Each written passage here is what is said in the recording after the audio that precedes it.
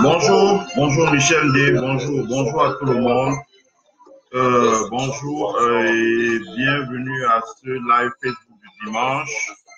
Je vous avais promis qu'on ferait un live le dimanche après-midi, à peu près à 18h30, et que ce live serait consacré à Maurice Kamto, notre leader, le président du MRC, en ce moment en détention. Bonjour Gomé Claire, bonjour à Michel D, bonjour à Narcisse Anadi, bonjour à Ndjogbano, bonjour. Puis j'avais promis qu'on ferait un live sur Facebook sur notre leader Maurice Kamto. Et ce live est intitulé Maurice Kamto, un leader, une source d'inspiration pour notre jeunesse, un homme résilient. Voilà. Parce que j'aurais souhaité que, au-delà de toute la polémique que le RDPC organise, qui est une polémique essentiellement basée sur la haine, sur les rancœurs, sur l'exaltation du tribalisme, sur l'apologie de la violence, de la guerre civile, du meurtre, de la torture, de l'injustice, de l'exclusion et autres, nous avons un leader qui est un homme de paix, qui est un homme de justice, qui est un homme résilient, qui est un rassembleur et qui a eu à le démontrer. Donc, j'ai souhaité faire un live pour qu'on puisse parler de Maurice Kamto comme étant un leader. Qu'est-ce que le leadership de Maurice Kamto? En fait, comment est-ce que moi, en tant qu'activiste, je vois le leadership de Maurice Kamto? Qu'est-ce qu'on peut apprendre du leadership de Maurice Kamto? Et parce qu'un leader comme Maurice Kamto, ça doit inspirer notre jeunesse. Qu'est-ce que notre jeunesse peut apprendre en regardant faire Maurice Kamto? De par son enfance, de par son parcours, de par son engagement étudiantin, de par son parcours professionnel, de par sa qualité d'intellectuel engagé, de par son engagement lors de la campagne électorale, son engagement au service de l'État, son give back to the community, son engagement formel en politique, donc quand il a pris la tête du MRC. Comment est-ce que Maurice Kamto incarne le renouvellement dans la vie politique camerounaise? Comment est-ce qu'il incarne la rénovation des idées dans la vie politique camerounaise? En quoi est-ce que Maurice Kamto est un leader résilient dans la vie politique camerounaise? Maintenant, Maurice Kamto en prison, pourquoi? Quelle est la vraie raison? Parce que tout ce que Bia raconte là, les casses et tout, c'est des histoires à dormir debout. Comment apprécions-nous la réaction des adversaires politiques de Maurice Kamto face à lui, en l'occurrence M. Bia? Voilà. Maurice Kamto s'exprime par le dialogue, Maurice Kamto s'exprime par les marches pacifiques. Qu'est-ce que Maurice Bia fait en face? Voilà, la tentative de Bia de décapiter le MRC. Est-ce que Maurice Kamto sortira de prison? En quoi est-ce que Maurice Kamto est vainqueur sur le plan politique? Nous allons parler de tout cela dans la vidéoconférence que je vais faire là. J'essaierai d'aller vite. J'espère que les dieux de la technique seront avec nous cette fois-ci pour qu'on n'ait pas des coupures, parce que ce serait un peu désagréable. Voilà. Donc, partagez massivement le direct. Invitez vos amis. Invitez vos amis à regarder le live.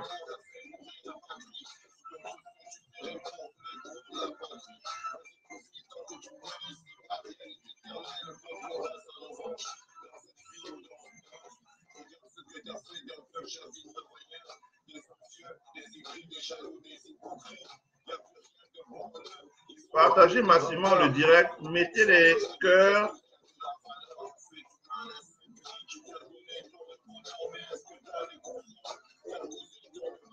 Eh oui.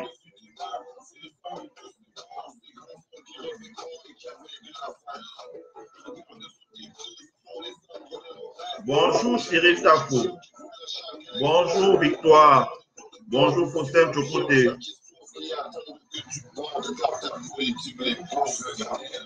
Bonjour Apollinaire Fouzeux. Bonjour Lorraine Manga. Bonjour Brangui.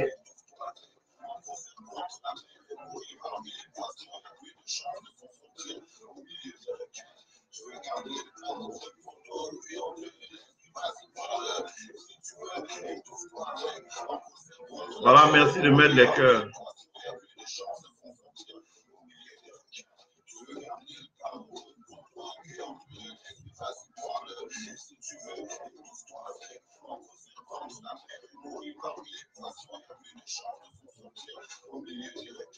Voilà, je dédie cela à Valsero,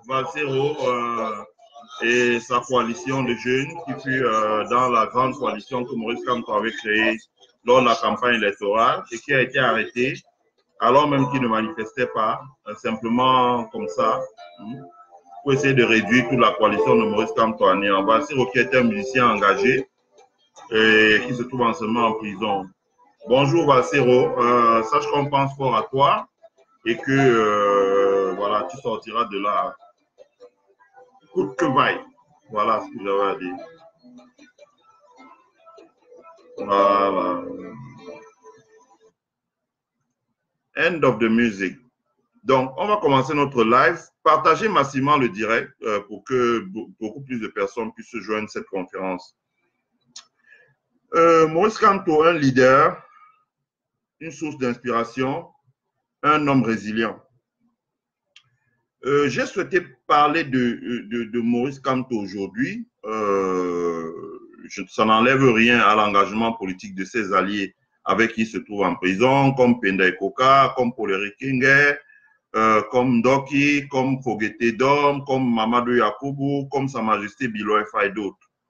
Mais je souhaitais parler de notre leader parce que Maurice Kamto est celui qui a gagné les élections qui ont été organisées le 7 octobre dans notre pays.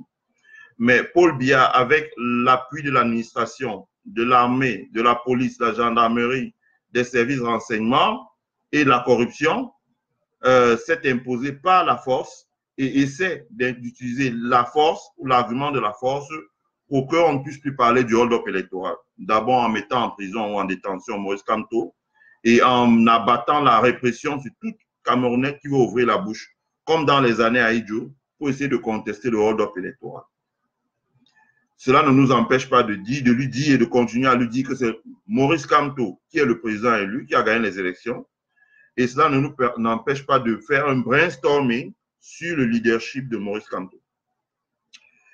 D'abord, regardons l'enfance de Maurice Kamto, parce que pour comprendre un leader, j'ai posté sur mon mur une vidéo du Mahatma Gandhi, qui a été un grand leader, qui s'est battu beaucoup pour la fin de la colonisation en Inde, les droits civiques, les libertés, etc. Et de façon non violente, comme Maurice Kamto d'ailleurs. Lorsque vous regardez ces personnes, il est important d'étudier l'enfance. Ceux qui ont regardé le film qui est consacré au président Maurice Kamto, ils ont dû constater que le président Maurice Kamto, déjà très tôt, avait une enfance d'homme engagé. Et pour matérialiser cela, il le rapporte lui-même, et plusieurs témoins le rapportent, il a assisté à l'exécution de Ernest Wandji. Pour ceux qui savent qui était Ernest Wandji, c'était avec Nyobe, Ernest, Edouard Kingué, Abel Kingué, pardon, autant pour moi, Félix Moumier et bien d'autres. C'était les leaders qui ont porté les revendications pour l'indépendance totale et absolument libre de notre pays. Donc, Ernest Wandji a été arrêté, je ne vais pas revenir dans tous les détails, et on lui a imposé une parodie de procès et il a été fusillé à Bafoussam. Donc, Maurice Kamto a assisté, il le dit lui-même, il a assisté à l'exécution publique de Ernest Wandji. Et cela lui a marqué à jamais. Donc, ce qui veut dire que Maurice Kamto, déjà dans sa plus tendre enfance, se prédestinait, n'est-ce pas, à exercer le leadership. Parce qu'il avait dans sa ligne de mire Ernest Wandji, qui à son temps était un leader, donc le leader qui portait les revendications des populations camerounaises dans le parti qu'on appelait l'UPC, qui était l'Union des populations camerounaises. Ensuite, il y a le parcours académique de Maurice Kamto. Parce que dans le monde d'aujourd'hui, vous ne pouvez plus, le monde est devenu tellement complexe, tellement technique et tellement où on fait attention aux lois, aux détails. Ce n'est plus forcément être un grand tribun comme l'ont été peut-être les Castro ou d'autres. Pour être un bon leader, il faut aussi être instruit. Ça veut dire qu'il faut avoir un parcours académique, universitaire qui soit vraiment un parcours rempli. Donc, Maurice Kamto a eu un parcours académique, déjà depuis sa plus tendre enfance. Il a raconté lui-même qu'il a fait l'école primaire à Bafoussam, après qu'il est venu faire le lycée Jos à Douala, où il a obtenu son bac, contrairement à ce qu'a dit une barbouze à la retraite maintenant qu'on appelle Essogo, je ne sais pas moi, je ne connais même pas son prénom, qu'on appelle Essogo, qu'il a traité de capacitaire. Il a eu son bac au lycée Jos. Ensuite, Maurice Kamto a poursuivi ses études à l'université de Yaoundé, hein, où il a eu une licence, et il s'est envolé à l'université de Nice, où il a ramassé une pléiade de parchemins, DEA, doctorat d'État, agrégation, et plusieurs types de parchemins, et dans plusieurs disciplines, en fait. Hein, que ce soit dans le droit international, dans le management public, etc., etc. Donc, ça veut dire que pour être un bon leader, le leadership de Maurice Kamto s'appuie d'abord sur des convictions qu'il a depuis l'enfance. Ensuite, le leadership de Maurice Kamto s'appuie aussi sur une bonne éducation, instruction. Ça veut dire que c'est quelqu'un, comme on dit au quartier, qui est allé à l'école. Donc, qui est instruit, qui est éduqué, qui a une bonne connaissance et l'ivresse de ce qu'est le monde en ce moment. Après cela, il y a eu l'engagement estudiantin de Maurice Kamto. Maurice Kamto, dans sa vie estudiantine, a été quelqu'un d'engagé. Quand il a été à l'université de Yaoundé, il l'a lui-même raconté à plusieurs fois, sur plusieurs plateaux, et plusieurs témoins peuvent le confirmer. Maurice Kamto, mettez les cœurs s'il vous plaît. Maurice Kamto est quelqu'un qui a été un bon leader estudiantin, fut un leader estudiantin. En son temps, à l'université de Yaoundé, Maurice Kamto a porté les revendications de ses camarades étudiants. Ça veut dire déjà que très tôt, Maurice Kamto a démontré qu'il avait le sens de l'intérêt général. Je répète, Maurice Kamto déjà très tôt avait démontré qu'il avait le sens de l'intérêt général. Ça veut dire qu'il se préoccupait des conditions d'études, des conditions de travail, des conditions des cycles, par exemple. Il a lui-même raconté au moment où il sortait pour porter les revendications des étudiants ou secouer le cocotier, comme il a dit, c'est parce que déjà à l'époque, il y avait des dysfonctionnements. On avait décidé que certaines personnes feraient la licence en 4 ans, en 3 ans, quand eux n'en faisaient qu'en 4 ans. Donc, ils avaient porté les revendications. Et j'observe, à l'endroit de Paul Biya, qui a la prétention de nous dire que c'est lui qui a amené la démocratie au Cameroun, qu'à cette époque, quand Maurice Kamto et ses camarades ont porté les revendications, ils n'ont pas été emprisonnés par Aïdjo. Aïdjo, contrairement à l'image qu'on a voulu lui coller, écoutez les Camerounais. Il écoutait les Camerounais. Maurice Kamto lui-même a dit on a été reçu à la présidence de la République. Aujourd'hui, Paul Biya ne reçoit aucun opposant. Même si vous avez 30 partis, 30 députés, 200 conseillers municipaux, Paul Biya ne reçoit pas ses adversaires politiques. Pourtant, dans tous les pays du monde, y compris dans la France, et le Front National même, malgré que ce ne soit pas un parti républicain, est reçu à l'Assemblée nationale. Donc, Maurice Kamto, lorsqu'il était étudiant, a démontré son sens de l'engagement en portant les revendications de ses camarades étudiants auprès du chancelier, auprès du recteur, auprès du doyen d'abord, après de ce qu'ils appellent le chancelier à l'époque, auprès du ministre et même auprès de la présidence. Donc, déjà, c'était un leader estudiantin engagé. Et puis, lorsqu'il a été en France, il a porté d'autres combats. Pour scruter aussi le leadership de Maurice Kamto, le président élu de notre pays, celui qui a gagné les élections du 7 octobre, il faut également parler de son parcours professionnel. C'est important. Maurice Kamto a eu un parcours professionnel qui est un parcours au service de la collectivité. Lorsque vous avez un parcours d'enseignant, lorsque vous avez un parcours d'avocat, lorsque vous avez un parcours de chercheur, lorsque vous avez un parcours d'universitaire dans votre parcours professionnel, vous êtes au service de la communauté. Vous n'êtes pas un capitaliste, comme on dit vulgairement au quartier. Ça veut dire que vous n'êtes pas là pour faire de l'argent, pour faire du profit à tout prix et par tous les moyens. Vous n'êtes pas un féman. L'enseignant est celui qui forme les enfants, qui les prépare au futur, qui leur inculque les connaissances, qui passe des heures à dispenser le savoir, à corriger les copies, à faire du mentoring des élèves. Ça a été la vie de Maurice Kamto. 30 ans d'enseignement, qui est différent de celle de beaucoup de personnes dans notre pays, dont qui bavardent beaucoup à la télévision, comme les Evencom, mais dont on n'a aucune trace de l'engagement public. Maurice Kamto était un enseignant et il a formé des générations de Camerounais, dont certains se retrouvent même ici aux États-Unis, et qui ont appelé en disant, voilà, nous voulons soutenir le président Maurice Kamto. Même comme, par exemple, nous sommes du sud du Cameroun et qu'on a peur de nos familles, mais on va le soutenir voilà, sans s'afficher. C'était un enseignant. Ensuite, c'était un avocat.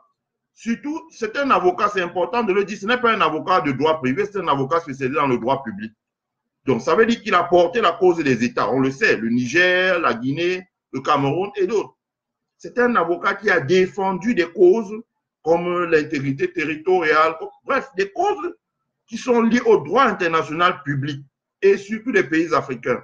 Avant son incarcération, on l'avait tous vu, Maurice Kamto était celui qui défendait la Guinée équatoriale dans le procès qu'il opposait à la Cour pénale internationale, à la France qui voulait pratiquer des saisies sur des biens immobiliers.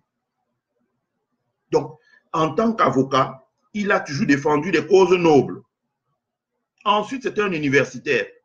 Universitaire, ça veut dire que par la recherche, par la production des idées, par la production des articles, par la production de ce qu'on appelle en droit la doctrine. Pour ceux qui font du droit, je ne suis pas un érudit du droit, mais en droit, il y a ce qu'on appelle les sources du droit. Les sources du droit, ça peut être les lois, la Constitution, bref, on appelle tout ça les lois, ça peut être les jurisprudences, mais surtout, c'est aussi la doctrine. Ça veut dire des commentaires d'arrêt, des commentaires de décisions de justice, les analyses, etc. Maurice Kamto en a produit énormément d'articles scientifiques, de recherches qui ont pu influencer ou éclairer les décideurs dans l'univers judiciaire ou judiciaire. Vous comprenez donc que même de par son parcours, Maurice Kamto a démontré qu'il est un homme qui est au service de la collectivité. C'est un leader. Ce sont les critères d'évaluation du leadership. Je dis ça parce que je prends mon stylo. À chaque fois que je parle, je coche. C'est-à-dire que les critères sur lesquels on se base pour évaluer un leadership, c'est de ça que nous voulons parler aujourd'hui. Et après, les Camerounais vont comparer à côté ce qui se fait à côté. En l'occurrence, moi, j'hésite pas à le dire, des gens comme Fundi, qui nous démontrent aussi quel leadership ils ont fait, qu'est-ce qu'ils ont fait pour le bien de la communauté, pour qu'ils soient parachutés comme ça. Et qui conforte la thèse que moi j'ai toujours eue, que ça a été une fabrication de Paul Biya, pour certaines raisons que je ne vais pas citer.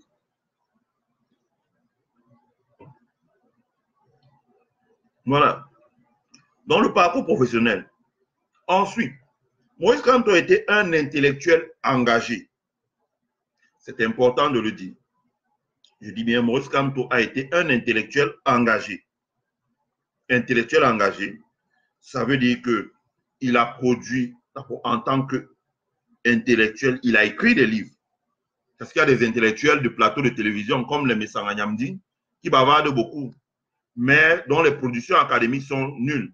Des intellectuels comme les Onangini qui bavardent beaucoup, mais quand vous lisez leurs travaux, franchement, ça laisse à désirer. Des gens comme les Dieudonné et Somba qui bavardent beaucoup, mais qui n'ont pour seul et seul et machin chose que la monnaie binaire, ou je ne sais pas moi comment il appelle ça, cette connerie-là. Des faussaires comme les Claude Abate, bon voilà, des gens comme ça. Mais Maurice Kamto était un vrai intellectuel qui a produit des livres. Même ses adversaires, comme des Monondiana, n'osent le critiquer sans dire « j'ai du respect pour la personne de Maurice Kamto ». On connaît les ouvrages de Maurice Kamto. Sur le droit de l'environnement, on connaît surtout le célèbre ouvrage de Maurice Kamto sur l'urgence de la pensée, qui disait, voilà, en fait, il est temps que dans notre pays, on se relève et qu'on recommence à penser. Parce que là, on prenait une dérive qui était une dérive vraiment, j'utiliserai le mot charnel. L'urgence de la pensée. Maurice Kamto a produit un ensemble d'ouvrages où quand vous lisez la profondeur des idées, la profondeur des messages, la profondeur de la recherche, de contenu, qui ne sont pas des ouvrages plagiés, comme la Calice Béa, la reine du plagiat, ou bien d'autres à l'université de Yaoundé, que les étudiants poursuivent en justice parce qu'ils ont plagié leur. Voilà. La contribution de Maurice Kamto dans les médias. Souvenons-nous des articles de Maurice Kamto dans Le Messager. Ses contributions face à Hubert Monondiana. Le débat. Ce fut un leader. C'est un leader. L'engagement de Maurice Kamto. J'ai souvent entendu Maurice Kamto dire, oui, c'était sur le plateau de JMTV, Jackie Moifo TV, et dit, oui, voilà, nous, on ne voulait pas simplement être, c'était face à Jackie Moifo, Didier Ngo. Il a dit, on ne voulait pas simplement être des intellectuels de salon. Voilà. Ce qui reproche à beaucoup d'intellectuels camerounais, c'est que le fait d'être des intellectuels de salon, de ne pas s'engager, de ne pas prendre fait et cause pour ce qui se passe dans notre pays, de rester en retrait, de bavarder seulement, de parler pour parler quoi, dans les salons. C'est-à-dire que parler par causerie de confort. Mais de ne pas franchir le pas qui consiste à aller dans l'arène. Ils sont nombreux. Ils sont nombreux. Je n'ai même pas besoin de les citer. En commençant par Monondiana lui-même, qui a souvent critiqué Maurice Kamto. Qu'est-ce qu'il a fait, lui? C'est les gens qui parlent pour parler. Qu'est-ce qu'ils ont déjà posé comme acte concret? Ils se sont déjà battus pour quelle cause? Jusqu'à ça a changé, on a vu. Maurice Kamto s'est engagé en 92 aux côtés de quelqu'un comme Frundi, le Foub. Mais je pense qu'à l'époque, quand il s'engageait, il ne devait pas savoir que c'était un Foub. Il s'est engagé en politique aux côtés de Frundi, qui était le candidat à l'opposition en 1992.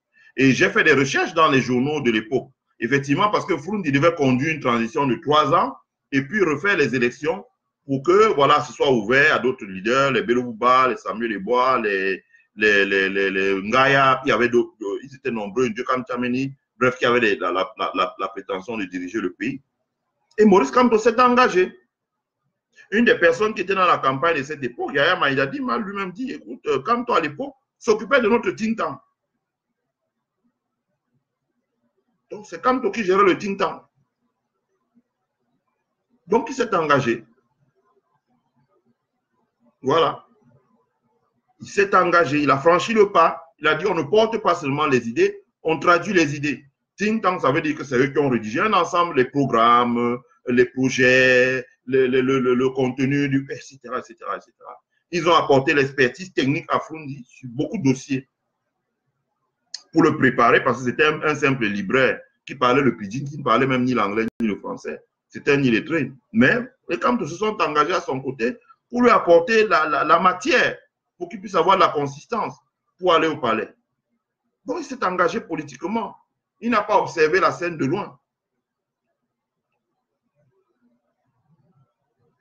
Maurice Kamto s'est également engagé au service de l'État. Je dis bien, Maurice Kamto s'est également engagé au service de l'État. Pour ceux qui auraient des doutes que Maurice Kamto se soit engagé au service de l'État, ils n'ont qu'à regarder dans le dossier Bakassi. Le Cameroun était en conflit avec le Nigeria, nous le savons tous, pour la péninsule de Bakassi, qui est une région riche en pétrole, en poissons, bref, en ressources, en hydrocarbures et en produits halieutiques. Donc, le Cameroun et le Nigeria se disputaient la péninsule de Bakassi. Donc, il y a eu une guerre dans laquelle le Nigeria prenait le dessus, l'ascendance sur le Cameroun, et les deux pays se sont quand même rendus compte que personne ne viendra à bout simplement en utilisant les arguments de la force. Qu'est-ce qu'ils ont fait? Ils ont décidé de recourir aux tribunaux internationaux et à la communauté internationale pour le règlement judiciaire du consensuel pacifique de conflit de Bakassi, qui a donné lieu à ce qu'on a appelé les accords de Green Tree, où les deux pays se sont engagés à respecter les décisions de justice qui seraient issues de la Cour internationale de justice. Et qui a été l'avocat du Cameroun? C'était Maurice Kamto. Qui a été le chef de la délégation qui a travaillé à la transcription, à la traduction sur le terrain des accords de Green Tree? C'était Maurice Kamto. Donc, il s'est engagé pour l'État. Et il ne l'a pas fait en tant qu'avocat privé pour toucher 14 milliards, comme j'ai entendu. Il l'a fait en tant que citoyen camerounais et il l'a toujours dit, il a été rémunéré dans les conditions normales de rémunération d'un fonctionnaire. Donc, Maurice Kamto s'est engagé pour l'État, pour l'intégrité territoriale du Cameroun. Maurice Kamto s'est engagé. Il a donné son temps. Il a donné sa matière grise. Il a donné son énergie. Il a donné sa disponibilité. Il a utilisé un temps qu'il aurait pu consacrer à d'autres choses pour le faire. Et il est entré au gouvernement, pas pour servir Paul Biya. Il n'a pas été ministre de Paul Biya. Il est entré au gouvernement, il a expliqué à chaque fois parce que, étant chef de délégation, il fallait qu'on l'aligne sur son collègue nigérian. Il est entré au gouvernement pour suivre le dossier Bakassi. Et une fois qu'il a terminé le dossier Bakassi, il a demandé à partir. Ça, c'est Grégoire Ona qui l'a dit. Sur le plateau de Canal 2, il a demandé à partir. Et Paul Biya lui a dit, bon, voilà, si tu pars, il y a moins de 2 ans de l'élection présidentielle, je serai obligé de faire un remaniement ministériel. Je te prie de rester pour que le remaniement ait lieu une fois que tu es parti. Et Maurice Kamto est parti après le remaniement. Après les élections, il est parti. Il a lancé son parti, le MRC.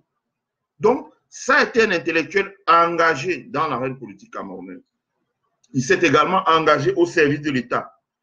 Si vous voulez, ce sont des critères qu'on utilise de ce côté-ci, outre-Atlantique, pour mesurer le leadership, l'engagement d'un leader. Quelqu'un qui aspire à diriger un pays, quelqu'un qui aspire à conduire les affaires publiques d'une ville, d'une région, d'un département, d'un pays, d'un conglomérat d'États, etc., etc., etc. On doit bien pouvoir évaluer les leaders. Ce genre de leaders qui réagissent, qui surgissent de n'importe où, hein, des kérosènes, qui commencent à collecter l'argent à gauche, à droite, mettre des vestes, faire des selfies, mettre sur Internet, et puis voyager en avion, se filmer dans les aéroports. Ça, ce n'est pas le leadership, ça. Le leadership, c'est Maurice Kamto. Et c'est de ça que nous sommes en train de parler.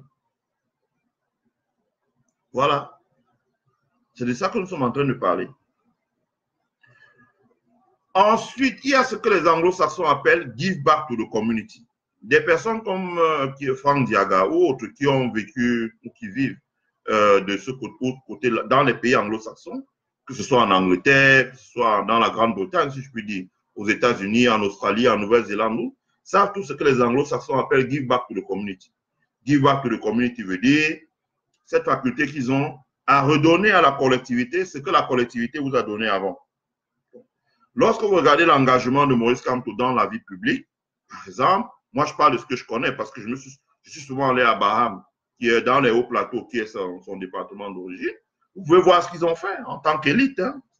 Il appartient quand même à tous les cercles d'élite. Ce qu'ils ont fait, donner des salles de classe, donner des bâtiments, de l'eau, amener l'électricité, des CES, payer des instituteurs, des maîtres, etc., etc., etc. En gros, ça s'appelle du bénévolat. Maurice Kamto, tu étais un leader bénévole. Que les gens qui passent la journée à le brocader dans les médias, comme les Canets à Nice, que des rigolos, il y a d'autres, je ne vais même pas citer leur nom aussi parce que c'est des plaisantins, que eux, ils osent nous dire dans l'espace public ce qu'ils ont déjà fait dans leur village, où il n'y a même ni route, ni école, ni hôpital, il n'y a rien, rien, rien. C'est que vous allez dans leur village, à 16 h, il fait nuit. Eux, ils y vont une fois tous les 5 ans, quand il y a la campagne électorale. Et après, ils disparaissent. Les populations ne les connaissent même pas. Si vous entendez ce que les populations leur disent en patois, leur demandent, tu t'appelles comment? Ce n'est pas le cas de Kamto. Maurice Kamto a fait campagne à Baham, tout le monde a vu. On a vu à quoi ressemble Baham. On a vu à quoi ressemblent les hauts plateaux. Give back to the community. Pour ceux qui sont militants du MRC ou qui regardent l'actualité sur les réseaux sociaux, nous avons tous vu comment Maurice Kamto, au sein de son parti, le MRC, organise des repas de fin d'année pour les enfants démunis qui n'ont pas aussi les moyens d'assister à un arbre de Noël, d'assister à un repas de fin d'année, un réveillon de fin d'année. Maurice Kamto a toujours organisé des réveillons de fin d'année pour ces enfants. Ils viennent, ils mangent, ils boivent, on leur donne aussi un cadeau, on crée une atmosphère, ils sont en l'aise et ils repartent chez eux. C'est redonné, c'est du bénévolat, mais c'est redonner à la collectivité ce que la collectivité vous a donné. Donner de la joie à un orphelin, donner de la joie à un enfant qui grandit seul, donner de la joie à un enfant qui a perdu ses parents. Ça, Maurice Kamto le fait tout le temps, on le voit. Il n'a pas attendu d'être étudié pour le faire. Il le fait depuis toujours. Donc, lorsqu'on évalue le leadership, c'est de ça qu'on parle. Hein? C'est de ça qu'on parle. Ensuite, l'engagement formel de Maurice Kamto en politique. Là, on rentre déjà progressivement. Vous voyez bien que progressivement, donc quand on évalue le leader, on est parti de son enfance, de ses convictions, de ses engagements. Donc, on atterrit maintenant à son engagement formel en politique. Parce que tout ce qu'il fait là, c'était des engagements qui n'étaient pas politiques, qui étaient des engagements sociaux. Mais maintenant, Maurice Kamto s'engage en politique. Nous savons tous qu'à son départ du gouvernement, il a réuni une coalition de partis politiques qui était un peu qui n'était pas homogène, qui était hétérogène. Ça veut dire qu'il n'avait pas un ciment, un noyau commun, une plateforme commune, une organisation commune. Maurice Kamto a essayé de regrouper un ensemble d'acteurs politiques pour faire un parti politique. Et le parti politique s'est appelé le Mouvement pour la Renaissance du Cameroun. Je précise que cette plateforme a été un noyau simplement, un noyau sur lequel il s'est appuyé. Mais pour ceux qui regardent, et c'est ça qui m'intéresse, il y a deux choses dont j'aimerais parler. Le renouvellement en politique et la rénovation en politique. Je veux dire que quoi? Prenez le MRC que Maurice Kamto a pris entre les mains ils étaient une bande là, Fogueté d'Homme, Asingana, Hubert Njana, ou c'est Hubert Njana, ou c'est Hubert qui là, Olivier Billet, c'était une bande là. Comparez le MRC que Maurice Kamto a pris à cette époque et le MRC tel qu'il est aujourd'hui, ou lorsqu'on a proclamé les élections, c'était un rouleau compresseur. Simplement parce que Maurice Kamto a bâti en ce moment, il a pris un groupe de personnes qui étaient des gens engagés en politique, mais c'est Maurice Kamto qui est vraiment l'homme qui a bâti le parti politique, le MRC. D'abord en lui donnant un organigramme, ça veut dire les organes internes, un directoire, un mouvement des jeunes, mouvement des femmes, etc., etc. En lui donnant un projet de société, son projet de société, le projet de société du MRC est connu, en lui donnant un programme, parce que les deux sont différents, en le rendant fonctionnel, un siège, en le connectant, en rassemblant un maximum de Camerounais autour du projet. J'ai cité la diaspora, j'ai cité les populations vivant en zone urbaine, j'ai cité les populations vivant en zone rurale, j'ai cité les jeunes, j'ai cité les femmes, qui étaient les couches qui avaient été marginalisées de la politique par le parti au pouvoir et par ces partis satellites de l'opposition. Maurice Kamto allait vers eux, ils ne sont pas venus vers lui. Nous avons vu la multiplication de ses voyages en France, en Allemagne, en Angleterre, au Maroc, etc., etc., etc. On a vu tout le temps Maurice Kamto voyager partout dans le monde, aller à la rencontre de la diaspora. Et je peux vous dire, qu'à sa sortie de prison, ce sera encore grave. C'est-à-dire qu'à la sortie de prison de Maurice Kamto maintenant, quand on va dire Maurice Kamto en Allemagne, je pense qu'il faudra qu'on cherche un stade de 30-40 000 personnes pour l'accueillir. Maurice Kamto ici aux États-Unis, il faut qu'on cherche un gymnasium de 50 000 personnes pour l'accueillir. Donc, il incarne Maurice Kamto en politique. Donc, il a construit un parti politique.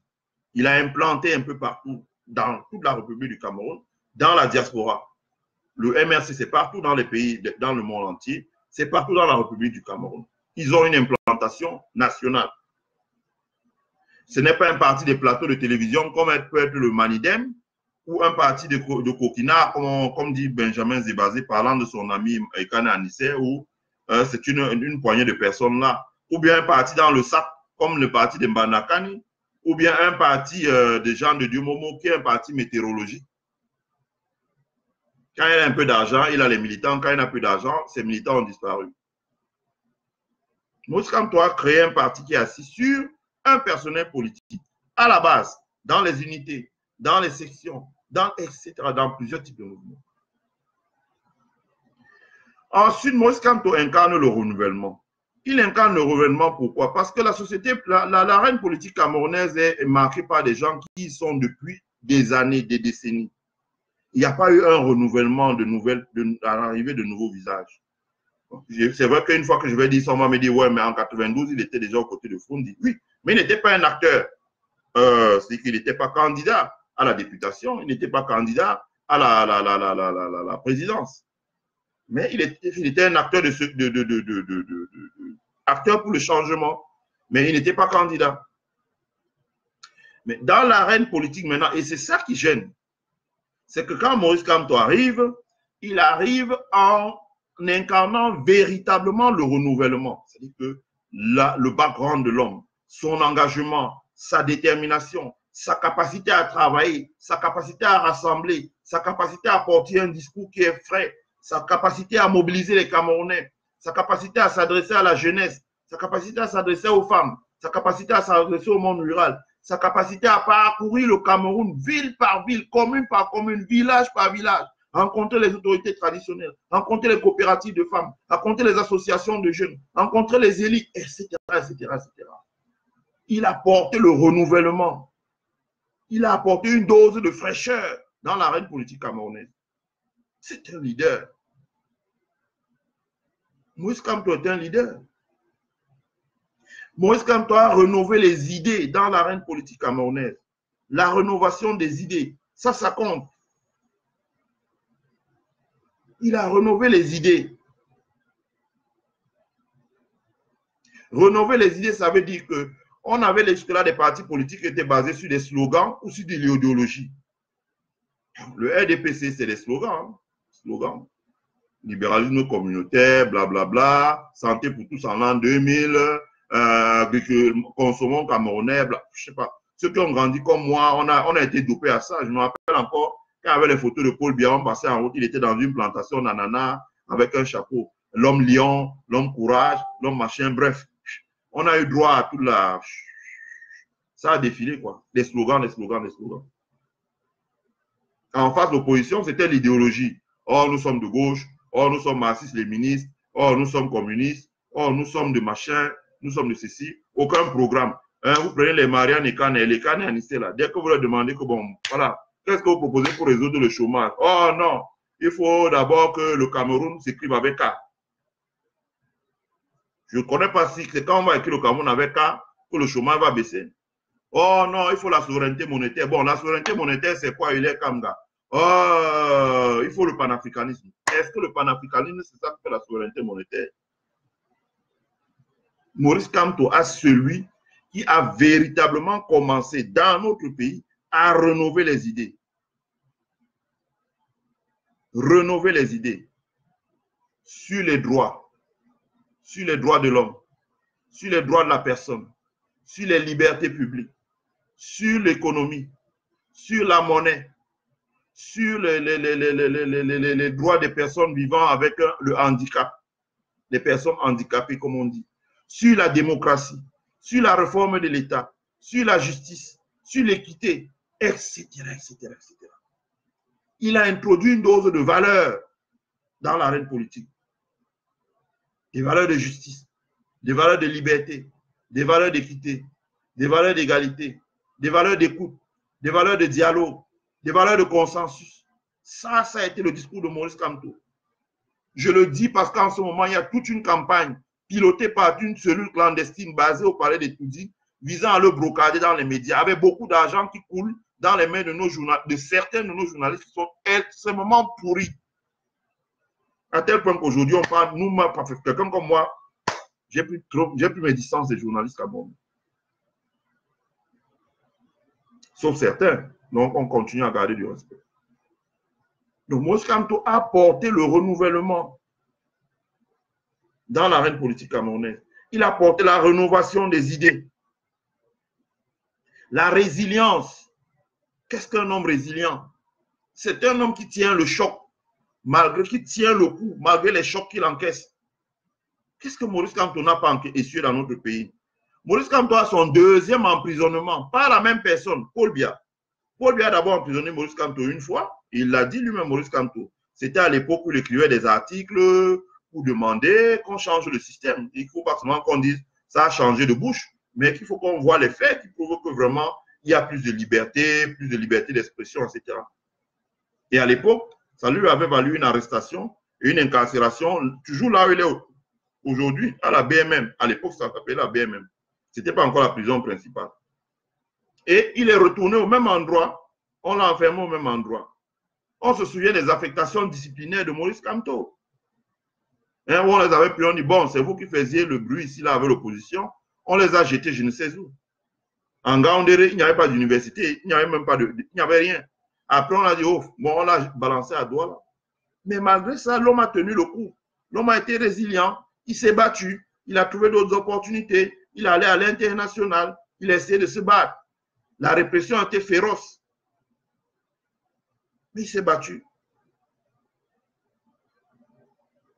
C'est un homme résilient. C'est ça un leader. La résilience est la marque des grands leaders.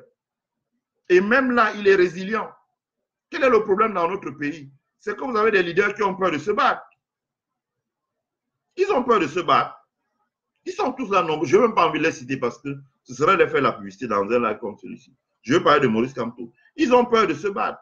Regardez, je peux parler, regardez à Keremouna. Il dit bien que la présidentielle ne s'est pas bien passée et il a disparu. Regardez Joshua.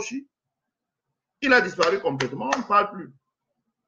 Tout ce que regarde, c'est l'argent qui va venir pour les députations et les postes qu'ils peuvent avoir pour commencer à gratter les marchés publics. Ils ne sont pas résilients. Ils ne peuvent pas dire, quand on dit la résilience, c'est quand vous voyez, je ne suis pas fan de ce que Ouattara a fait en Côte d'Ivoire, mais de par certains aspects, il avait raison, la marginalisation notamment des populations du nord de la Côte d'Ivoire, ils se sont battus pendant 15 ans. Quand ils ont commencé, moi j'étais en France, ils ont commencé en 95 à la mort de Fouet-Boigny. Il est arrivé au pouvoir en 2010. Calculez-vous même 95-2010. 15 années de bataille. Regardez les Dos Santos qui sont partis. Regardez les Tshisekedi père en République démocratique du Congo. Ils se sont battus combien d'années? Donc Maurice Kamto est un leader résilient. Maurice Kamto est en prison à cause du hold-up électoral. Ça, il ne faut pas tourner de midi à 15 h. Il est en prison parce que Paul Biya se comporte comme l'administration coloniale se comportait. Ça veut dire que sous l'administration coloniale, le principe numéro 1, ce n'était pas le dialogue avec les indigènes, ce qu'ils appelaient les indigènes. Pas de dialogue avec les indigènes. L'administration coloniale disait, bon, on va prendre 5000 hectares de terre ici chez vous pour faire des plantations et on va utiliser vos enfants pour travailler là-dedans sans salaire. Une fois que le chef voulait se rebeller, on le prend, on le met en prison. Quand les populations commencent à pleurer, on dit deux choses. Un, vous vous taisez sur les questions des terres. Deux, vous acceptez de travailler sans salaire. Alors, on ressort votre chef et vos notables, on vous les remet en place. C'est comme ça qu'on a pratiqué la soumission de nos populations. C'est comme ça que Paul Biya se comporte. Paul Biya, voyant qu'il n'a pas gagné les élections, qu'est-ce qu'il fait? Il a pris Maurice Kamto, il l'a mis en prison. Pas à la force, puisqu'il a la police. Il a envoyé ses babous de venir arrêter Maurice Kamto et jeter en prison. Parce que Maurice Kamto a voulu contester dans la rue, par des marches pacifiques, sa victoire, son hold-up électoral. Donc pour lui, il fallait que Maurice Kamto bavarde, et le jour où il est fatigué, il s'arrête de bavarder. Voilà. Il n'ose pas revendiquer sa victoire électorale. Voilà. Une fois qu'il a voulu revendiquer, on l'a pris, on l'a mis en prison. C'est pour ça qu'il est en prison. Et l'ambition de Paul Biya maintenant, ou bien des turiféraires qui sont avec lui, c'est de décapiter le MRC. Mais moi, j'aimerais dire une chose à Paul Biya, ou à ceux qui l'entourent, là, c'est que vous n'arriverez pas à décapiter le MRC.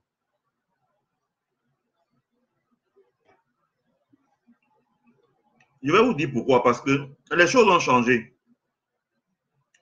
Nous, ici, moi ici aux États-Unis et d'autres, non, je ne vais pas citer le nom dans le live, une fois que Biya a commencé à faire des misères au MRC, on a eu à causer avec beaucoup de leaders de partis politiques en Afrique, dans le monde, etc.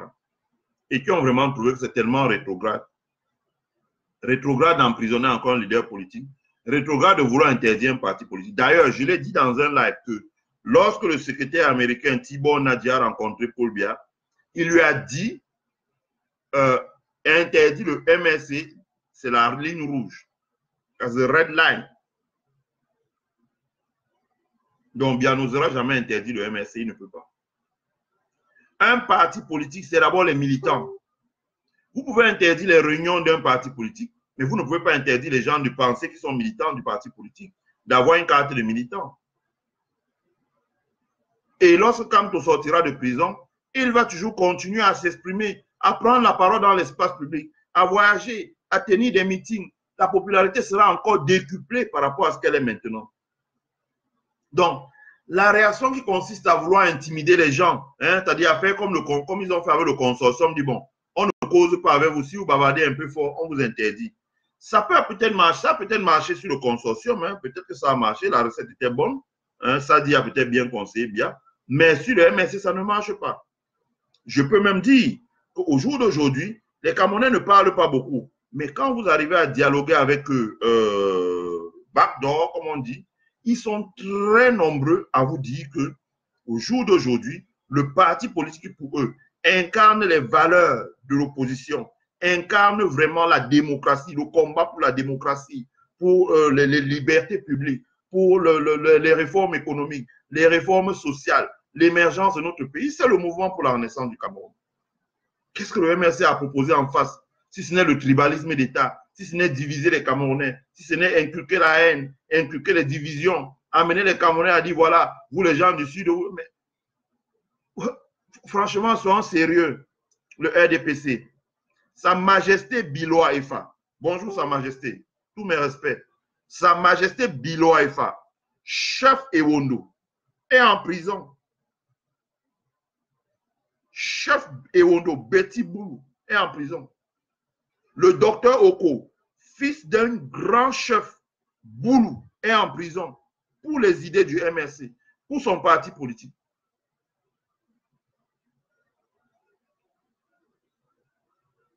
Combien de chefs bamileke sont en prison avec Maurice Kamto?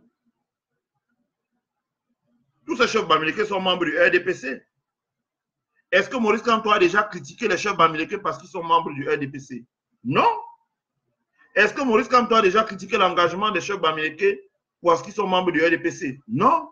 Est-ce qu'il a déjà fait la moindre observation parce qu'ils sont membres du RDPC? Non. En revanche, chaque fois que Maurice Kamto a fait campagne, par exemple à l'ouest du Cameroun, on l'a vu, il est venu chez moi à Bouddha. J'avais m'appelé Sa Majesté Biloa Efa pour le remercier. Il est venu chez nous. Ce n'est pas un parti tribaliste. C'est un parti national. C'est un parti qui a vocation à rassembler tous les Camerounais. Donc, l'argument qui consistait à dire, oh, vous allez voir, nous allons réduire le MRC à sa plus simple expression. Moi, je suis un vieux militant socialiste. Et dans les formations que nous suivons au Parti socialiste français, à la base, Jézéchiel, je ne vais pas donner son nom ici, là, Ronan Jézéchiel, c'est lui qui nous formait beaucoup.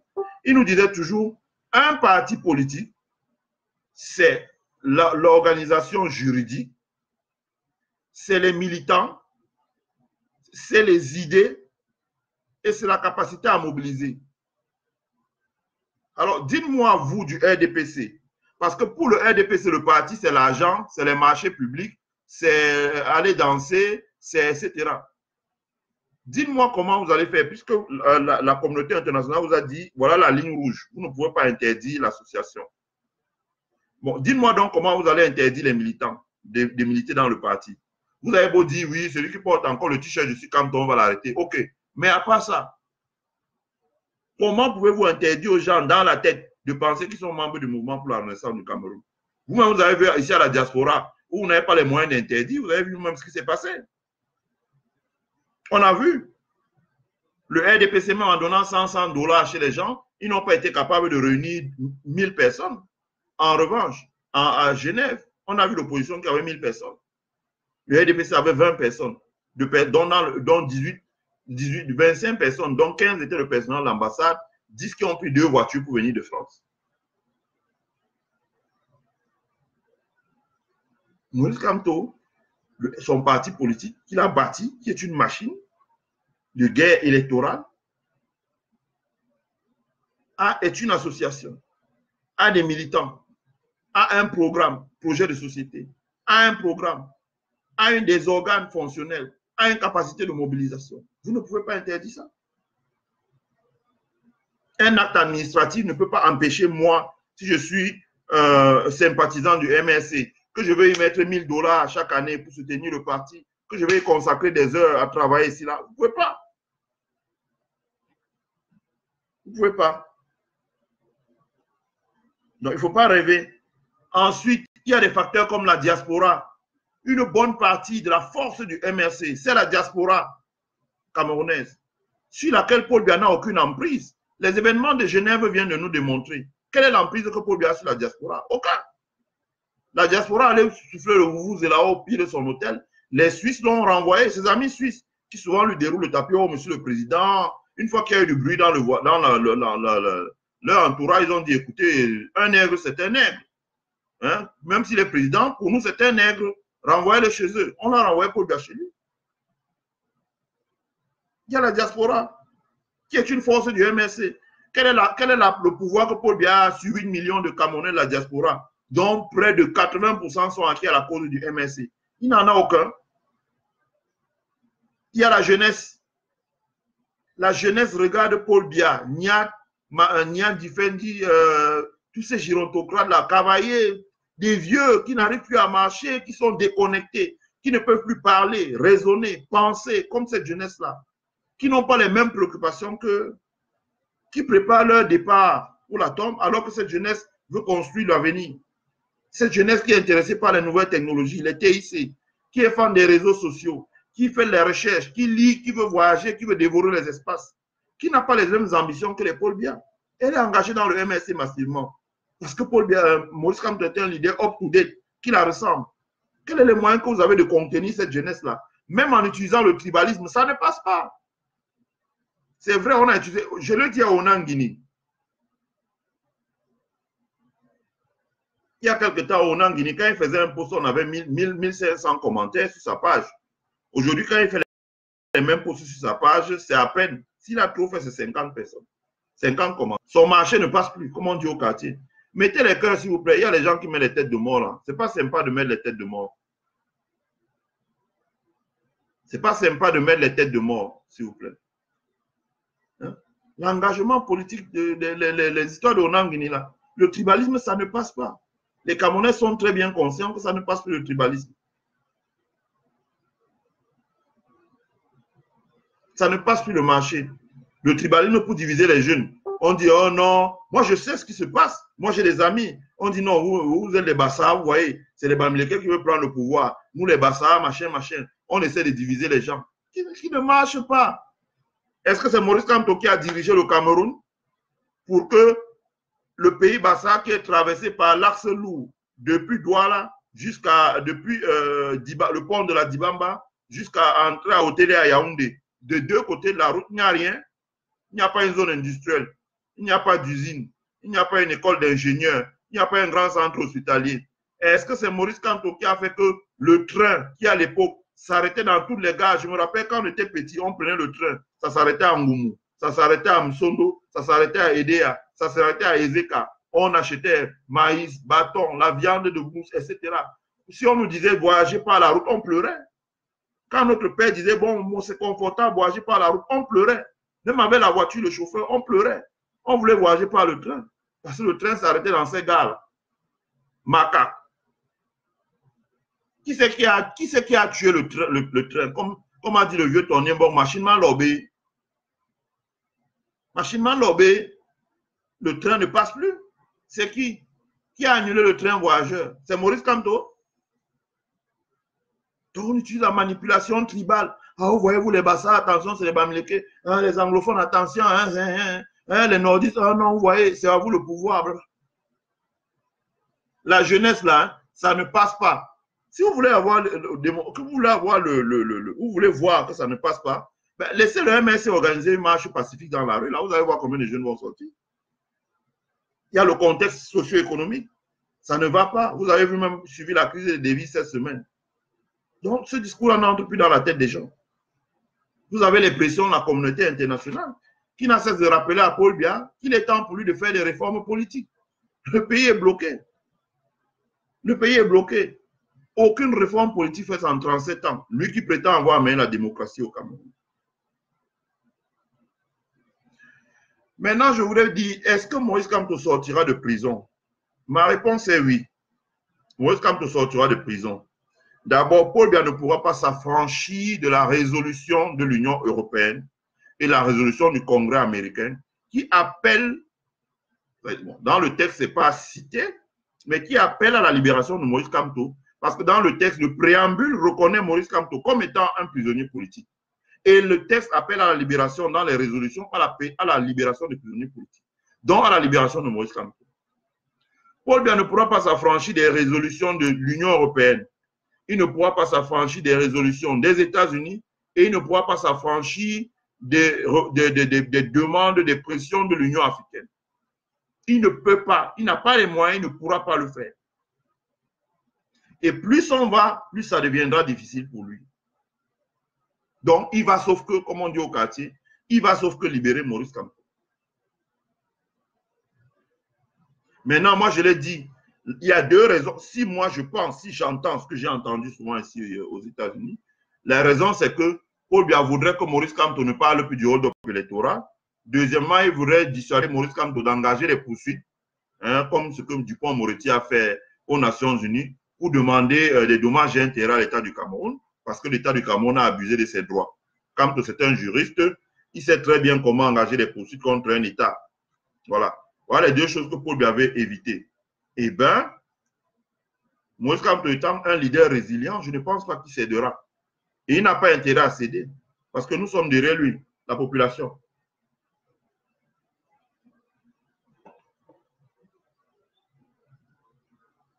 Ensuite, il y a les blocages judiciaires. Il y a les blocages judiciaires. Ça veut dire qu'à l'heure où nous sommes, il n'y a pas de procès devant le tribunal militaire. Maurice Kamto a recusé les juges en disant « Je suis un civil, vous êtes des militaires, vous avez vocation à juger les militaires et non pas les civils. Je n'ai pas posé une arme, un acte, je n'avais pas une arme à feu, je suis allé marcher pacifiquement dans la rue. Et ce que vous dites là, voilà la base à Paris, ça ne m'engage pas, ça ne me regarde pas. Je n'y étais pas physiquement. Donc vous ne pouvez pas m'imputer quelque chose que je n'ai pas fait. Donc au niveau judiciaire, il y a un blocage. Ensuite, il y a la jurisprudence. Parce que vous savez, en droit, il y a quelque chose qui est très dangereux. Au sein du RDPC, tous les leaders du RDPC sont convaincus que si Maurice Kamto était jugé devant le tribunal militaire et condamné, même gracié après, il y aurait une jurisprudence. Et avec cette jurisprudence, celui qui remplacerait Paul Biya serait capable d'utiliser cette jurisprudence pour museler toute la classe politique. Parce qu'il y aura ce qu'on appelle la règle du précédent. Ça veut dire qu'on a jugé quelqu'un à l'époque, on a dans les conditions d'injustice, on l'a condamné. Vous n'avez, parce qu'il a marché simplement dans la rue, vous n'avez rien dit, vous êtes resté muet. Supposez que lui, Maurice Kamto, arrive au pouvoir et utilise la même jurisprudence. Il peut utiliser ça pour que personne plus jamais ne marche plus dans la rue au Cameroun. Parce qu'on va t'appliquer la loi et quand tu vas contester, on va dire écoutez, quand on appliquait cette loi-là, vous étiez là, vous n'avez pas contesté. Donc vous étiez d'accord. Qui ne dit rien consent. Lui-même, Paul Biya peut passer sur la guillotine avec cette loi. Je rappelle que c'est dans les mêmes conditions. C'est ce qu'Aïdjo faisait à ses adversaires politiques que Paul Biya a fait à Aïdjo. Combien de personnes est-ce qu'Aïdjo a jugé et condamné par contumace? Lui-même, Aïdjo a été jugé et condamné par contumace par son successeur, Paul Biya. Donc, que ce soit Paul Biya, que ce soit ces turiféraires du RDPC, que ce soit les gens qui aspirent à le remplacer, les fameux Nongo, ces gens sont conscients que juger et condamner Maurice Kamto dans les conditions actuelles au tribunal militaire représente une menace pour eux parce que ça va laisser une jurisprudence, ça veut dire une décision de justice qu'on peut leur opposer à eux à l'avenir. Donc, ça n'ira pas loin. Je le dis de ma posture d'analyse. On est là dans un bluff politique. Ça veut dire que Biya essaie de dire, bon, voilà, si tu arrêtes de me déranger avec cette histoire de hold-up électoral, je te relâche, mais on ne parle plus de hold-up électoral. Je ne veux pas entrer dans certains détails ici. Si tu arrêtes de pouvoir ta procédure avec Dupont-Moretti à l'international, où ça va me coûter peut-être 30 milliards de francs CFA de dommages et intérêts, donc l'État du Cameroun va devoir payer et on peut pratiquer même des saisies sur des avoirs, etc. à l'international, alors je te relâche. Sauf que Paul Biya, ça ne marchera pas. Hein? Kamto là, c'est un homme résilient, c'est un homme courageux. Il l'a démontré parce qu'on avait l'habitude de le brocader sur les réseaux sociaux en disant c'est un moumou, donc il ne peut pas aller jusqu'au bout. Il est en train de démontrer que ce n'est pas, c'est un homme solide. Hein? Le Mahatma Gandhi disait que Un homme fort, ce n'est pas celui qui est fort pour donner des coups de poing. C'est celui qui est fort pour être résilient. C'est que quand il s'engage dans quelque chose, il va jusqu'au bout. Si ça dure 10, 15, 20, 30 ans, il va jusqu'au bout. Ouais.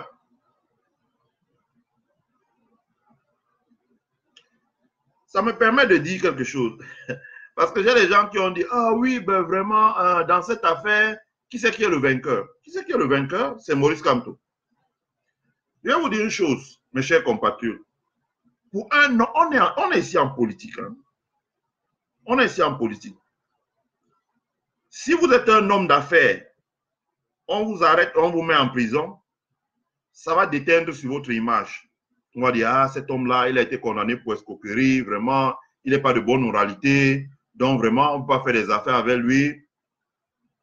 Hein? Votre criminal background, comme on dit aux États-Unis. Si vous êtes un universitaire, on vous condamne peut-être pour viol sur une étudiante, on vous envoie en prison. Bon, là, ça déteint sur votre carrière. On dit, bon, vraiment, celui-ci, il a été condamné pour des faits peu recommandables. Ça déteint sur votre carrière. Si vous êtes un haut fonctionnaire, on vous condamne pour détournement. Bon. Mais si vous êtes un politique, un homme politique, un politicien, un leader de parti, un leader d'opinion, et on vous arrête, on vous met en prison à cause de votre idée ou de vos idées. On vous met en prison à cause de votre engagement politique. On vous met en prison à cause de votre capacité à défendre votre victoire électorale. On vous met en prison parce que vous réclamez des réformes politiques. Parce que vous réclamez le dialogue, parce que vous réclamez la clarté dans le jeu politique, parce que vous réclamez le progrès de la vie démocratique dans votre pays. Si on vous met en prison pour ça, vous commencez à capitaliser, les amis. Vous commencez à capitaliser.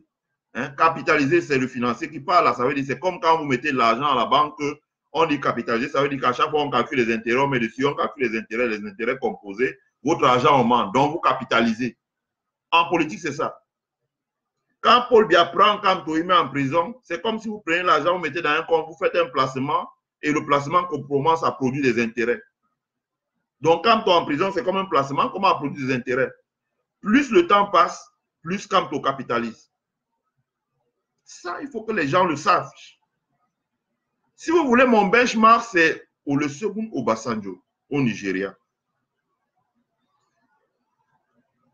Sani Abacha, dictateur comme Paul Biya, qui ne réfléchissait pas trop d'ailleurs, qui était à peu près la même chose. C'est-à-dire que pour lui, tout c'était l'argument de la force, et non pas la force des arguments. L'argument de la force, ça ne va pas, on t'arrête. Bon, il a perdu les élections face à Chief Abiola, il a pris Abiola, il l'a mis en prison. Il a maintenu Abiola là pendant 10 ans. D'ailleurs, ils sont morts en même temps. Abiola refusant de céder, en revendiquant toujours sa victoire. C'est ça que je dis, les gens qui me disent, ah non, vraiment, nous devons nous battre pour la sortie du président Kamto. Nous devons nous battre. Désormais, ça doit être notre combat. Ça doit être 90% de notre temps, c'est ça. Parce que je vous le dis, et je l'ai dit à mes frères anglophones, ça n'enlève rien au mérite que j'ai pour eux, à l'amitié ou la sympathie que j'ai pour eux. Vous pouvez rêver. Paul Biya n'est pas celui qui va dialoguer avec les anglophones pour qu'il y ait une solution pacifique, inclusive en zone anglophone. Il ne vous donnera jamais ce fédéralisme-là. Même le fédéralisme ne vous donnera jamais. Il va chercher à ruser, corrompre. En revanche, Maurice Kamto est celui qui, une fois installé à Etoudi, va vous tendre la main en disant venez qu'on dialogue pour le bénéfice des populations. Paul Biya va chercher à faire un deal avec vos élites sur votre dos. Donc, Abiola a refusé de céder et s'est battu pour sa victoire. Et Obasanjo, Olusegun Obasanjo, je me rappelle très bien, au Nigeria, fait partie de ces militaires qui avaient dit à anciens militaires et dirigeants du pays, avaient dit à Chief Abiola, voilà, à Sani Abacha, voilà, ça ne peut pas marcher comme ça crée un blocage politique à l'intérieur du pays, le pays va très mal, l'économie va très mal, la population à bout de souffle, il faut consentir à faire des réformes politiques. Sani Abacha a pris Olusegun Obasanjo, il a accusé de complot, il l'a mis en prison. Ça a duré 3 ans.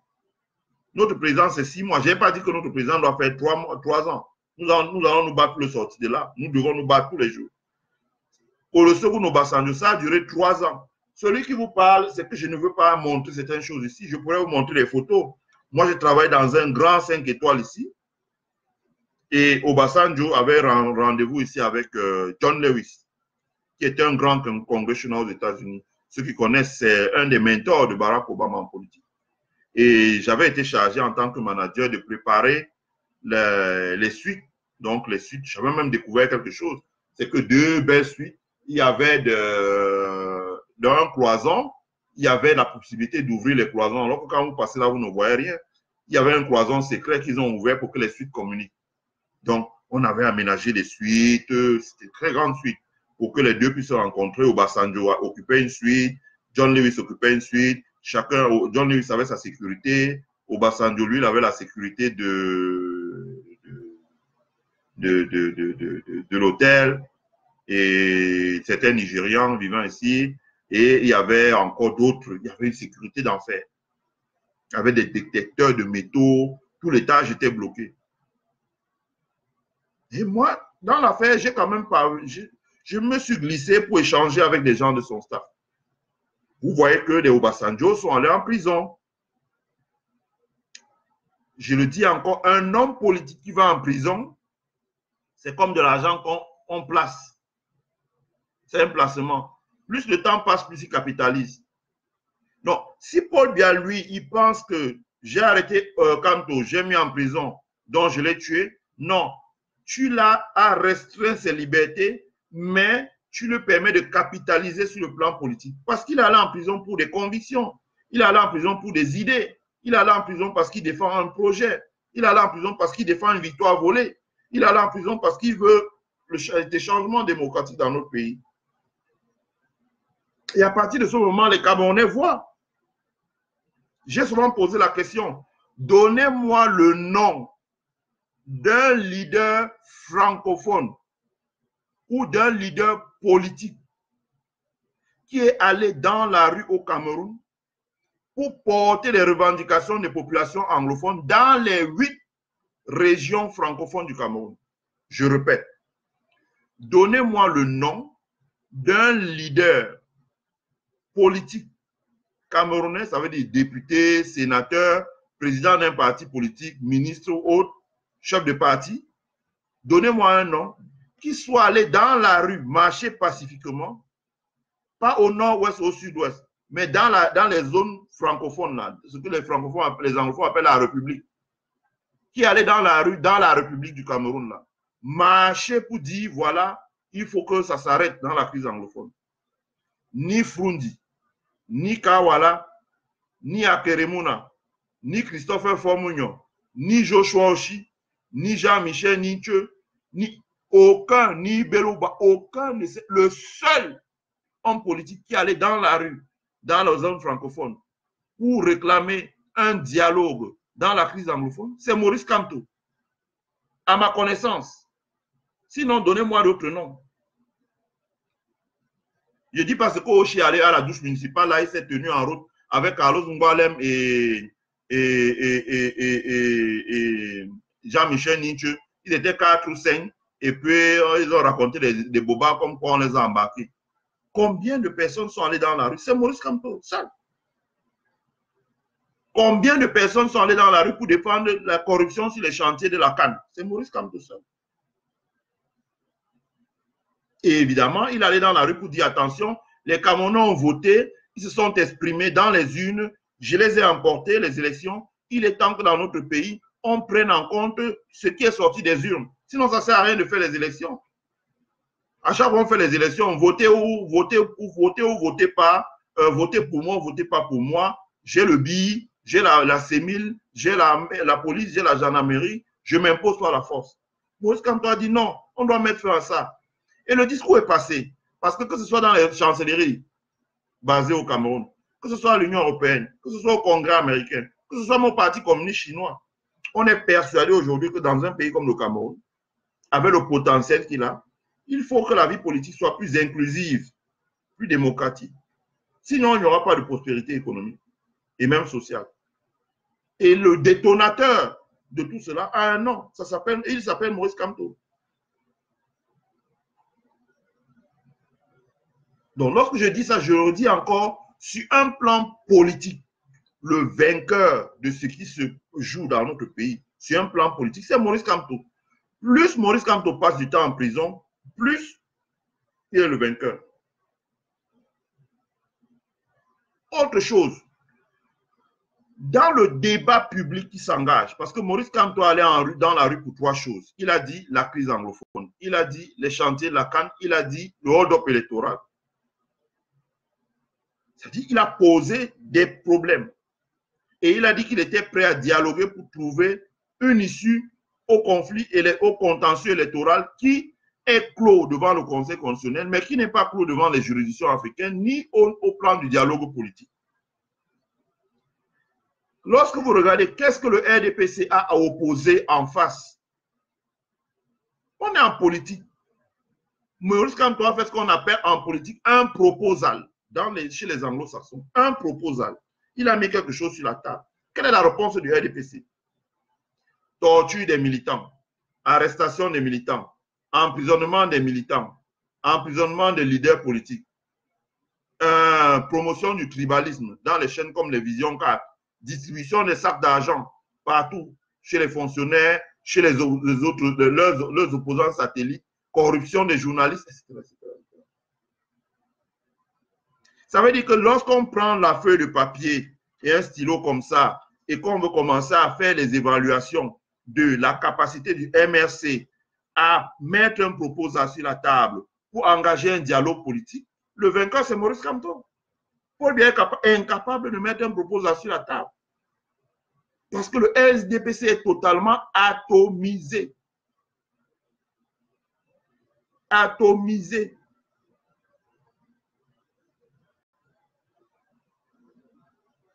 Le RDPC est atomisé. Et c'est Kamto qui met le proposal sur la table. À ce jour, Paul Biya n'a pas été capable de répondre au proposal de Kamto. Donc, ne venez pas me dire que dans la confrontation qui se joue là, comme je le lis souvent sur les réseaux sociaux, parce que Maurice Kamto est en prison, alors il est devenu... ouais, Franck Diaga qui dit que le problème du Cameroun a un nom, c'est Mbia, point final. Bon, Franck Diaga. Ringoykan dit n'importe quoi, MR6 à la con. Tu vois, on en revient là, c'est que dans les insultes, moi je ne suis pas en train d'insulter. Je vous dis encore, Maurice Kamto a mis un proposal sur la table. Il a dit, écoutez, nous avons gagné les élections, non hold-up électoral, il faut recompter. Il a engagé des procédures juridiques auprès de l'Union africaine. Et il est descendu dans la rue pour attirer l'attention des Camerounais. Il a marché pacifiquement. Lors de la marche, on n'a pas vu Kamto lancer un caillou, ni sur les forces de l'ordre, ni sur les personnes, ni détruire un bien. Les événements de Paris sont passés à Paris. Si le gouvernement camerounais trouve que c'est grave, qu'il porte plainte et qu'il y ait une vraie enquête qui soit ouverte. Moi, c'est ce que je pense. Maurice Kamto a mis un proposal sur la table. Quelle est la réponse du gouvernement camerounais? Lorsqu'on n'a pas d'argument, on bascule sur le terrain de la violence. Arrêter les militants, les placer en détention, les subir des tortures. On a vu ce que les militants ont subi comme torture au CED. Maurice Kamto lui a été menotté sur un camion avec des menottes de Douala jusqu'à Yaoundé. Il n'a même pas pu faire ses selles dans des conditions décentes. Il y a des choses qu'il ne peut pas dire ici. Arrêter les domestiques d'Alvin Zongan. La pauvre femme est venue au travail, travailler pour son patron, préparer la nourriture. Elle se retrouve à Condé. La violence, la promotion du tribalisme. Regardez vous-même ce qu'écrivent les Onangini, les Claude Abaté, les Patrice Mbala, les Kalis Béala, la plagieuse en chef qui a passé toute sa vie à plagier, qui n'a jamais écrit aucun livre, qui plagie, condamnée en France pour plagiat, si je me trompe. Mais je crois même qu'elle a été condamnée pour plagiat. De toute façon, son background en matière de plagiat est connu.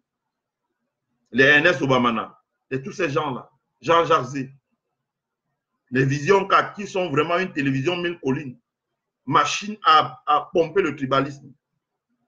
En face, c'est parce qu'il n'y a pas d'argument.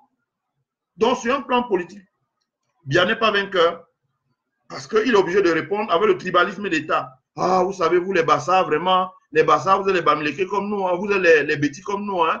parce que vous êtes à écrire dans l'océan, et on est les frères. Oui, on est les frères. Oui, on est les frères. D'accord, monsieur Paul Biya. Mais qu'avez-vous fait pour le peuple Bassa? La LUCAM? Qu'avez-vous fait pour développer la LUCAM? Moi, je peux vous dire ce que nous avions. Moi, je travaille avec le président Maurice Kamto. Je connais à peu près ce qu'il y avait dans le projet pour le peuple Bassa. C'est de relancer le chemin de fer. C'est de construire au niveau de EDA une zone économique spéciale. Il l'a dit. Il avait dit au départ une zone industrielle. On a dit non, président, une zone économique spéciale. Parce que EDA est un carrefour où à 1h, à 1h30, vous avez des camions qui peuvent venir de Kribi. 1h30, vous avez des camions qui peuvent arriver de Douala. Donc, il faut faire une zone économique spéciale. Et un peu à la sortie de la gare d'EDA, construire un port sec pour que ce soit une base logistique pour l'Afrique centrale, pour les marchandises qui sont en transit, avec tous les équipements, douane. Moïse Katumbi a fait la même chose au Katanga. Et il faut voir les milliers d'emplois que ça pouvait créer. Nettoyer le barrage de retenue d'eau sur la Sanaga, le désensabler, enlever la boue, remplacer les turbines pour relancer son loulou. Parce que son loulou ne tourne plus, il est à 10% de sa capacité. Enlever les turbines, mettre les turbines neuves, désensabler, refaire le mur là. Et les financements sont disponibles pour relancer son loulou. Faire une zone économique spéciale, je ne parle pas des zones industrielles, carrément une zone économique spéciale, ça veut dire qu'avec des incitations fiscales, de l'énergie qui venait de son loulou, etc., etc. Construire les lycées techniques à Pouma, installer le projet de Bondiao là, un projet comme ça là, au niveau quelque part là, entre Douala et Yaoundé, parce qu'il y a la zone industrielle. Doubler la zone industrielle, il y a l'autoroute. Doubler l'axe lourd, doubler l'autoroute pour que ce soit une voie express. Et faire ça par le génie militaire. On a eu plein de projets pour les populations du pays Bassa. Donc, relancer le chemin de fer. Faire de manière à ce qu'il y ait des trains régionaux qui soient subventionnés par l'État. Pour que le train recommence à s'arrêter dans ces villages-là. Sondo, Pouma, ou c'est quoi, machin quoi, Ngoumou, Macaque, etc., etc. Pour que les trains s'arrêtent. Pour que la population recommence.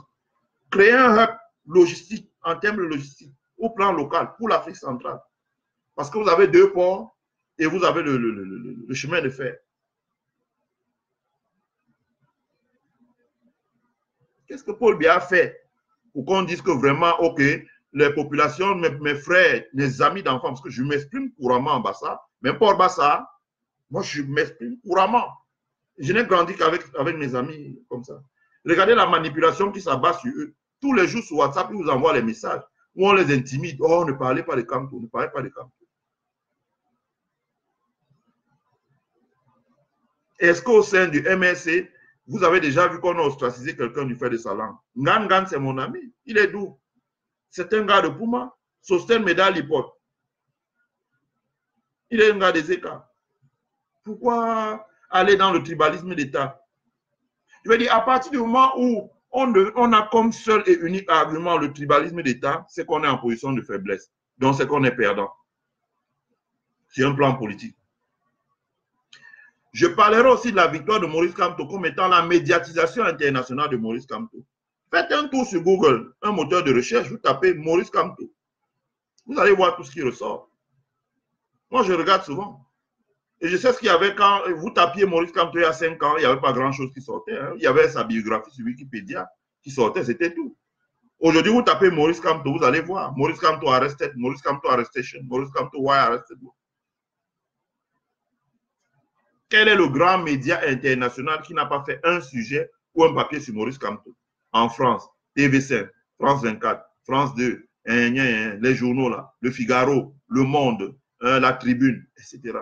Aux États-Unis, le New York Times, le Washington Post, le Los Angeles Times, etc. Biya a offert à Kamto une médiatisation internationale du fait de sa haine, du leadership de Biya, qui ne sait pas s'exprimer autrement que par la violence. Dans la diaspora, regardez vous-même. Je disais l'autre jour à quelqu'un, citez-moi le nom d'un homme politique camerounais pour lequel 10 à 15 000 Camerounais ont marché dans les rues ici aux États-Unis avec le drapeau camerounais et son effigie sur tous les pancartes, du Congrès à la Maison-Blanche. Citez-moi un seul. Ni Aïdjo n'a eu droit à ça, ni Oumniobe, ni Wanje, ni Moumié, ni Abel Kingé, ni Douala Mangabel. Ok, vous me direz, il y a le contexte historique. Ni Paul Biya lui-même, même les partisans de Paul Biya n'ont jamais marché pour lui comme ça. Personne. Un seul leader camerounais a eu droit à une vingtaine de mille de Camerounais dans les rues de Washington, du Congrès jusqu'à la Maison-Blanche, avec son effigie. C'est Maurice Kamto. Un seul leader a eu droit à la marche en France, dans le coup de grâce. Avant le game over aux États-Unis, il y a eu le coup de grâce en France. C'est Maurice Kamto. On a vu des Camerounais sortis dans la rue avec l'effigie de Maurice Kamto. Et ça, les médias internationaux, les groupes de pression, les associations, etc., les Français, la population en Europe, aux États-Unis, ils ont vu, ils ont posé des questions. Aux États-Unis, les Secret Service ont posé des questions. Il y a des choses que vous n'avez pas vues, que vous ne pouviez pas voir parce que ça s'est passé hors caméra.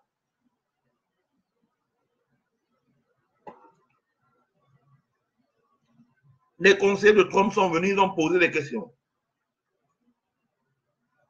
C'est Maurice Kamto. Oui, c'est Maurice Kamto, Rune Goïkan. Ça peut te plaire ou ça ne peut pas te plaire. C'est ça qui est la vérité. C'est la vérité. C'est la vérité. Un seul leader, moi je le dis encore, donnez-moi le nom d'un seul leader camerounais dont les enfants du Cameroun sont descendus dans la rue à environ 20 000 personnes. 30 000 comme il y avait à Paris, 15 à 20 000 comme il y a eu aux États-Unis, pour marcher et dire, voilà, c'est un leader politique. C'est des choses qu'on a vues qu'auprès de Mandela. J'irais même pire, je dirais en Afrique centrale. Vous connaissez, vous, un leader en Afrique centrale, là, où les gens sont descendus dans la rue marcher pour réclamer sa libération? Peut-être qu'il faut aller voir RD Congo avec le père Tshisekedi. Aux États-Unis, les Américains sont restés comme ça. Ils ont vu des Camerounais débouler en rang ordonné, dispersés sur des kilomètres avec les fichiers Kamto. Je suis Kamto. Maurice Kamto est entré dans l'histoire.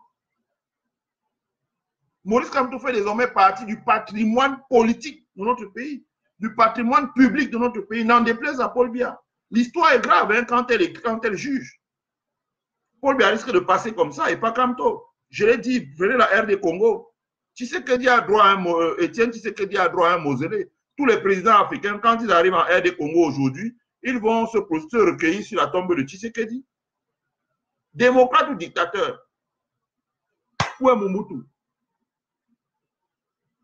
Où est Mobutu? On ne sait même pas où il a été enterré. On l'a jeté quelque part dans un cimetière pour chiens. Même sa famille a fui. Elle a quitté le Maroc, elle est partie. Chacun se débrouille en Europe là et tout. Eux-mêmes, ils ne viennent même pas là-bas retirer les aides. Kamto entre dans l'histoire. Maurice Kamto entre dans l'histoire. C'est un leader. Il a marqué, il a écrit les pages de la vie de notre pays. Les Camerounais ont démontré au visage du monde que le leader, le vrai leader, le leader inclusif, le leader résilient, c'est Maurice Kamto. En politique, ça s'appelle une victoire politique sur ses adversaires. Qui connaît Ekane Anissé, qui passe sa journée à brocader Kamto? Qui connaît les Ketchaten de petits souriceaux là? Qui les connaît? Qui connaît Fundi? Même dans un aéroport, les gens ne seraient pas capables de le reconnaître. Qui connaît Oshi? Qui connaît ces gens-là? À part bavarder sur les plateaux de télé, aller à Canal Presse ou aller à STV quand tu t'as bavardé, ou les momos, insulter ses propres frères. C'est-à-dire que comme on dit chez nous à Bouddha, je ne veux pas dire ça en bateau parce que ça va me faire mal à la langue. C'est-à-dire que tu défèques et puis tu manges encore, ou bien tu défèques, tu dors dessus. Tu es né quelque part et tu viens encore là.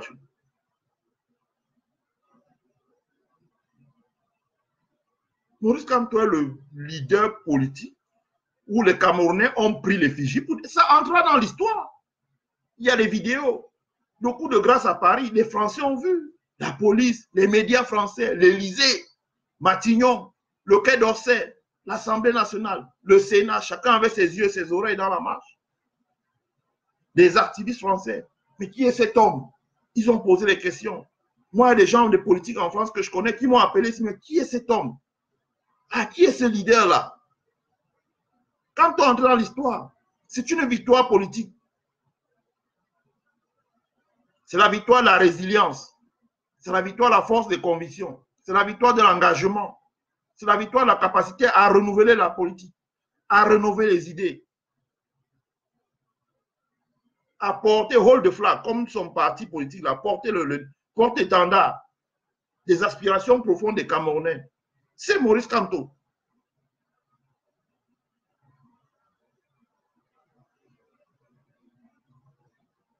Dans les cercles de décision de ce monde, c'est clair que Maurice Kamto y était déjà, parce que au niveau de, il est au curatorium, il est il est dans plein de cercles de décision dans ce monde.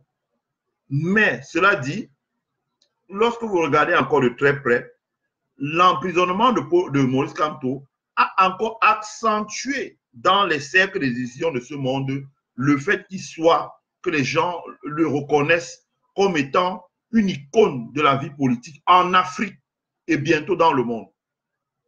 Parce qu'attendez, ça ne fait que, j'ai bien dit aux gens que ça fait que commencer là. Bientôt là, quand je vais finir de raccrocher là, je vais appeler Madi, comme on aura des séances de travail. On est en train de préparer des workshops dans des universités aux États-Unis. Les fondations Axel Rod ici, les fondations Warren Buffett, les Institute of Political Technology à Georgetown University. On a déjà contacté ces gens-là. Il y aura des temps halls là-bas. Où on va travailler, on va faire des présentations sur Maurice Kamto. Et petit à petit, le monde entier va regarder ça. Ça va commencer à peser, il va commencer à capitaliser. C'est ce qui s'est passé avec Mandela. Bientôt, nous allons mettre au travail les artistes camerounais. On va mettre de l'argent pour qu'ils puissent sortir des chansons. Le combat de Kamto va commencer à marquer dans l'histoire du Cameroun. On va écrire des poèmes. On va publier des tribunes dans les grands médias internationaux pour parler de Kamto. Le RDPC lui-même se rendra compte qu'ils ont déroulé un tapis à Maurice Kamto, ils lui ont donné un boulevard. Et tel qu'on les connaît, ils diront désormais que même que c'était un arrangement entre Paul Biya et Kamto pour le lancer, ou bien pour le remercier parce qu'il a accompagné dans l'élection. De la même manière qu'ils ont fabriqué l'histoire de 14 milliards, qui ne repose sur rien, qui est de la diffamation pure et simple. La statue politique de Maurice Kamto, internationale de Maurice Kamto a été renforcée. Maurice Kamto apparaît désormais dans notre pays, ça il faut le dire. Il apparaît désormais comme un homme de consensus. Aux yeux même de la communauté internationale et les acteurs politiques. La différence entre la communauté internationale et les acteurs politiques camerounais, c'est qu'au niveau de l'international, on s'exprime à visage découvert. Au niveau des acteurs politiques camerounais, on ne s'exprime pas à visage découvert. On s'exprime sous la table. Mais tout le monde est conscient aujourd'hui que Maurice Kamto au Cameroun, c'est l'homme du consensus. C'est quelqu'un qui a démontré un leadership inclusif, la capacité à travailler avec tout le monde, la capacité à avoir un engagement, la capacité à écouter les Camerounais, la capacité à se mettre au niveau des Camerounais, l'humilité, la force de caractère. La force de caractère pour Paul Biya, c'est d'arrêter son adversaire, l'humilier, le mettre en prison. Non. La force de caractère pour Kamto, c'est de mettre un proposal sur la table et de discuter avec son adversaire face à face. C'est ce que Paul Biya ne sait pas faire parce qu'il est issu de l'école coloniale. Voilà. Et l'école coloniale ne leur a pas appris à faire ça. L'école coloniale ne leur a pas appris à faire ça. Voilà. Chamberlain Nana a dit, j'ose croire que Paul Biya, dictateur, ne sera pas comme Mobutu. Une fin triste. Vraiment, j'ose croire aussi pour lui, quoi. J'ose croire aussi pour lui. Il vient de voir ce qui lui est arrivé en Suisse, là, déjà. C'est une humiliation. S'il n'en tire pas les conséquences, c'est dommage pour lui. Maurice Kamto est un homme de consensus désormais dans notre pays. Ceux qui en discutent, ils n'ont qu'à lire la résolution de l'Union africaine, ils n'ont qu'à lire la résolution de l'Union européenne, ils n'ont qu'à lire les résolutions du Congrès. Ça tourne autour d'une seule personne, Kamto. Hein?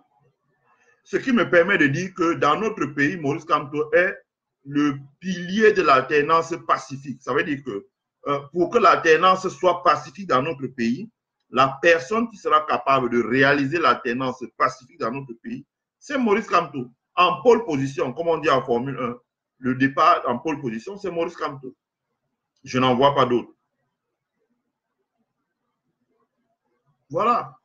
Non, après 1h30, j'ai fait ce live vraiment, c'était pour parler de Maurice Kamto, qui est un leader, de qui nous pouvons apprendre beaucoup, qui est un modèle pour notre jeunesse. Je le dis parce que ces derniers jours, il a été tellement brocadé dans les médias. On le présente comme un chef de milice, on le présente comme le chef un commandant en chef d'une insurrection, etc. Je pense que les gens doivent avoir un peu de respect quand même pour le président Maurice Kamto. Le président élu, d'abord, il a fait campagne, il a gagné les élections. Il est sorti là en 5 ans. Les partis qui étaient là depuis, comme le SDF ou autre, le Manidem, l'UNDP, etc. Qu'est-ce qu'ils ont fait pendant ces années, ces 20 années? Qu'est-ce qu'ils ont fait pendant ces 20 dernières années? On a vu Maurice Kamto battre campagne, faire du village par village, faire du ville par ville. Aller à la rencontre des Camerounais à minuit. Il y avait des Camerounais qui l'attendaient dans certains endroits à 23h. Il finissait les meetings à 1h. Il retournait dans son hôtel à 2h30. Et le matin à 8h, il démarrait déjà sa voiture. Il sortait parce qu'il retournait sur le terrain. Voilà la rencontre des Camerounais. Un jour, je lui ai dit, mais président, mais tu n'es pas fatigué? Il m'a dit, mon fils, c'est l'adrénaline. Je n'ai jamais oublié cette phrase. J'ai dit, mais président, où est-ce que tu trouves l'énergie? Il m'a dit, c'est l'adrénaline. Quand je travaille et que je suis engagé dans quelque chose et que j'y mets la force, ça fait l'adrénaline chez moi. Et l'adrénaline tue la fatigue. Je ne ressens plus la fatigue. Je travaille seulement comme un robot. On a vu Maurice Kamto travailler. On l'a vu se déployer sur le terrain. On l'a vu faire campagne, battre campagne, aller à la rencontre des Camerounais, écouter ce que les Camerounais ont à lui dire, proposer, poser des questions, mettre les gens au travail pour réfléchir. On a vu le passé, l'engagement de Maurice Kamto depuis son enfance, après ses études, son engagement dans la carrière professionnelle, ce qu'il a fait pour le Cameroun.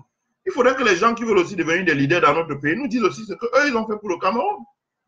Parce que c'est bien seulement d'être là matin, midi, soir, à insulter Kamto, à le présenter comme je ne sais pas moi trop quoi. Mais eux, qu'est-ce qu'ils ont fait pour le Cameroun? On aimerait savoir, on attend toujours de voir. On attend toujours de voir ce qu'ils ont fait pour le Cameroun. Quand ils nous auront démontré ce qu'ils ont fait pour le Cameroun, alors à ce moment, on saura où est-ce qu'on se situe. On saura où est-ce qu'on se situe. Hein? Le président Maurice Kamto, nous on l'a vu, il a travaillé pour le Cameroun. Il a travaillé comme enseignant. Il a formé des générations d'enfants. Il a formé des générations de personnes. Il a été au service de l'État. Quand l'État avait besoin de lui, il a été là. Dans le dossier de Bakassi, il a été là. Il a formé des générations de cadres. Il s'est engagé pour l'Afrique. Il a fait beaucoup dans sa collectivité, dans son village où il sort. Quand vous allez à Baham, ça ne ressemble pas au village de Claude Abat et à Benbis, où il n'y a pas la route pour aller là. Il n'y a même pas le pont pour traverser les cours d'eau. C'est-à-dire que quand vous arrivez à des endroits où vous vous déshabillez, vous nagez dans l'eau, et puis quand vous traversez de l'autre côté, parce que vous mettez vos effets dans une pirogue qui traverse, vous nagez dans l'eau. L'eau vous arrive ici, là. Et quand vous traversez de l'autre côté, maintenant, vous essuyez une serviette, ou bien vous attendez que l'eau sèche sur vous, vous rhabillez avant de continuer la route. Ce n'est pas le cas. Maurice Kamto a travaillé pour développer son environnement immédiat avec d'autres élites. C'est un leader, c'est une source d'inspiration. Voilà ce que nous pouvons apprendre de lui. C'est un homme résilient. Et en politique, il faut avoir la résilience. Les Laurent Gbagbo sont allés en prison. Ils ont capitalisé. Ils ont été résilients, ils sont devenus présidents. Mandela allait en prison. Ils ont capitalisé. Ils ont été résilients, ils sont devenus présidents. Mohamedou Youssoufou allait en prison. Ils ont capitalisé. Ils ont été résilients, ils sont devenus chefs d'État. Quand je dis chef d'État, ça veut dire qu'ils ont atteint leur objectif, le Graal, qui était d'accéder à la fonction présidentielle pour pouvoir impulser les réformes dans le pays. C'est le chemin que prend Maurice Kamto. Voilà. Donc, que les gens arrêtent de brocader notre président et le présenter comme un chef de bande, comme un chef de je ne sais pas moi, de trop quoi, ou de quelle insurrection. Non, c'est un homme politique. C'est le politique qui a renouvelé la vie politique dans notre pays, qui a rénové les idées, qui a remis les Camerounais au cœur du projet politique et non plus les intérêts personnels de mes marchés, mais ceci, cela. C'est d'ailleurs pour ça que tout le monde saute sur lui.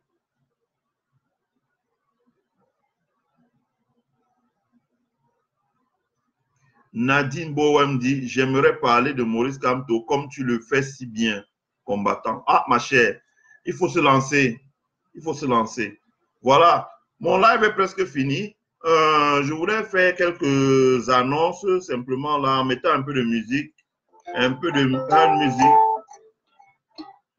J'aimerais finir ce live en invitant tous nos camarades à se recentrer parce que j'ai constaté que nous sommes tellement dispersés ces jours-ci.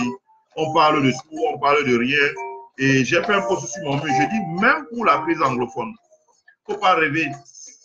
J'invite nos frères anglophones à nous rallier pour le combat contre le hold-up électoral de Maurice Kamto. Parce que Maurice Kamto a clairement dans son programme les solutions pour résoudre la crise anglophone. Il est descendu dans la rue pour dire enough is enough.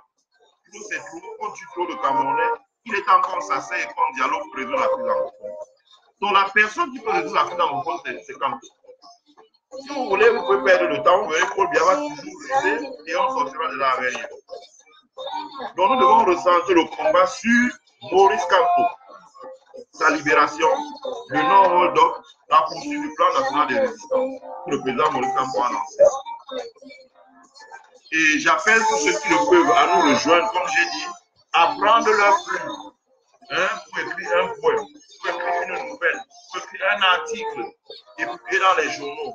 Comme je vous ai dit, j'ai retenu 5 journaux, mais on va se limiter à 5 journaux. C'est le jour, parce que le jour est vraiment l'un des journaux qui ont relayé de manière fidèle ce qui se passe concernant le président Kamto.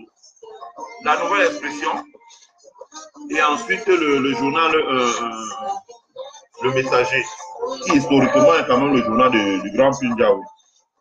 Donc, faisons des articles. Ceux qui ont écrit des articles et qui ne savent pas comment corriger, enlever les coquilles, faire un plan, écrivez quelque chose, venez vers nous et puis on va vous montrer comment faire pour que vous mettez ça en forme. Voilà, venez vers nous.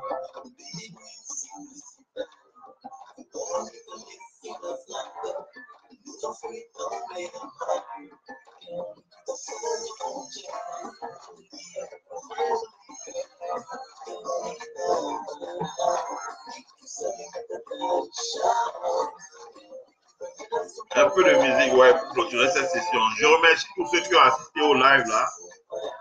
Tama Gaston, merci beaucoup à Tama Gaston. Merci à Herman Didi, merci à Nadi Bowen, merci à Chamberlain Happy, merci à Marie Noussissi, merci à Claire du Lion, merci à Franck Diaga, merci à Marius Tala, merci à Chantal Evoudine, merci à Véronique Tindo, Herman Popé, merci. Merci à Michou Ballet. Merci à Michou Ballet. Merci à Lauriane Médium. Merci à Bertrand Kené. Merci à... Ah, tiens.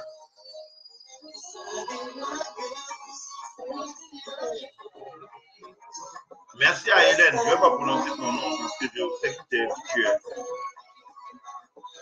Merci à Jackie Kennedy. Merci à Jackie Kennedy. Voilà, Jackie Kennedy. Tu as vu comment défendre mon leader. Maurice Kamto, c'est en parlant des faits. Je ne défends pas mon leader en posant des photos de lui, des selfies de lui sur Internet, quand il prend l'avion ou quand il mange au restaurant. Mais j'admire ce que tu fais, Jackie Kennedy, et tu le sais d'ailleurs. On en a parlé et je t'encourage. Merci à Marve Matteux.